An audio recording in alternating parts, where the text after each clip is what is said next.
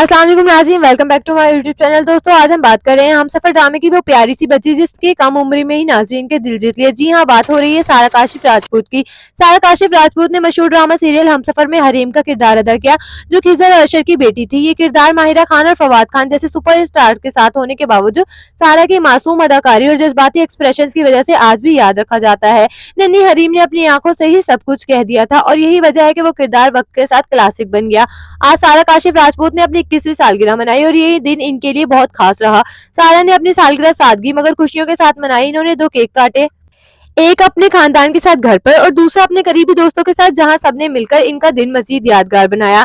लिबास की बात करें तो सारा ने एक बहुत ही डिसेंट और खूबसूरत लुक का इंतखाब किया। इन्होंने ब्लैक स्ट्रीट पैंट्स के साथ रेड शर्ट और मैचिंग स्वेटर पहना, जबकि इनके लंबे सिल्की ब्राउन बाल खुले हुए थे जो इनकी खूबसूरती को और निखार रहे थे। सादगी में भी सारा बेहद प्यारी और क्यूट लग रही थी।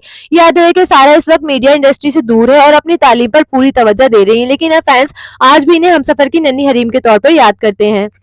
वीडियो के आखिर में आप देखेंगे सारा की सालगिरह की खूबसूरत तस्वीर और साथ ही हमसफर के चंद यादगार सीन्स की झलकियां।